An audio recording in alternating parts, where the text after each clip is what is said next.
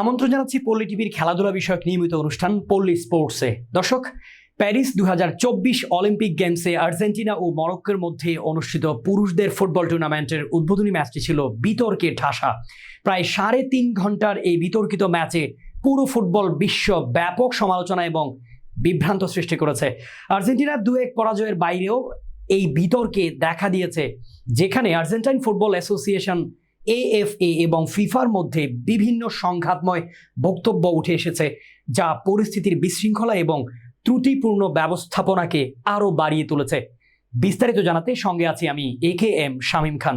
চলুন দেখে আসি ডেস্ক রিপোর্টে। ইউনিয়ন এক্সপ্রেস ডাউনলোড করে কেনাকাটা করুন, কেনাকাটার লভ্যাংশ থেকে ক্যাশব্যাক বুঝে নিন। প্রায় 3 ঘন্টা 30 মিনিট ধরে চলা ম্যাচটি ক্রিস্টিয়ান মেদিনার শেষ মুহূর্তের গোল বাতিলের পরে দর্শকদের বিশৃঙ্খলার কারণে বিলম্বিত সময়ে শেষ হয়, যা দীর্ঘ ভিডিও অ্যাসিস্ট্যান্ট রেফারি পর্যালোচনার পরে বাতিল করে দেয়।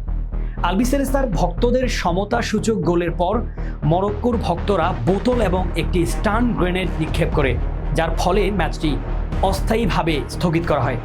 আর্জেন্টিনা ফুটবল অ্যাসোসিয়েশন তাৎক্ষণিকভাবে ম্যাচ পরিচালনার বিষয়ে একটি অভিযোগ উত্থাপন করে। AFA এর সভাপতি ক্লাউদিও তাপিয়া সামাজিক মাধ্যমে দাবি করেন, ফিফা শৃঙ্খলা ভঙ্গ কমিটির উপযুক্ত নিয়মতান্ত্রিক পদক্ষেপ গ্রহণ করে দায়ী ব্যক্তিদের উপর শাস্তি আরোপ করুক।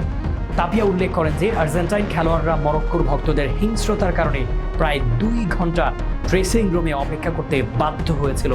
ফিফার ঘটনা বর্ণনা AFA এর বক্তব্যের সাথে ব্যাপকভাবে ভিন্ন ছিল। ফিফার মতে ম্যাচটি কখনো আনুষ্ঠানিকভাবে শেষ হয়নি, বরং আক্রমণ এবং পিচে প্রবেশের কারণে স্থগিত করা হয়েছিল। তারা উল্লেখ করেন যে চূড়ান্ত সিদ্ধান্ত আন্তর্জাতিক অলিম্পিক কমিটির উপর নির্ভর করে এবং স্টেডিয়াম পরিষ্কার করার জন্য সময় নেওয়া হয়েছিল। দর্শক, প্যারিস 2024 অলিম্পিকে আর্জেন্টিনা এবং মরক্কোর মধ্যকার ম্যাচটি শুধুমাত্র মাঠের খেলার জন্যই নয়, বরং পরবর্তী অপ্রত্যাশিত বিশৃঙ্খলা এবং বিতর্কের জন্য স্মরণীয় হয়ে থাকবে।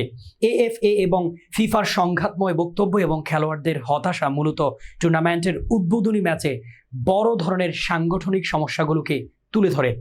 তদন্ত ব্যাহত থাকায় ভবিষ্যতে এমন ঘটনা পুনরাবৃত্তি না হওয়ার জন্য সতর্কতা নেওয়ার এখনই সময়। আজ এই পর্যন্তই। পরবর্তী পর্বে হাজির হওয়ার প্রত্যাশা নিয়ে আজকের মতো বিদায় নিচ্ছি। আল্লাহ হাফেজ।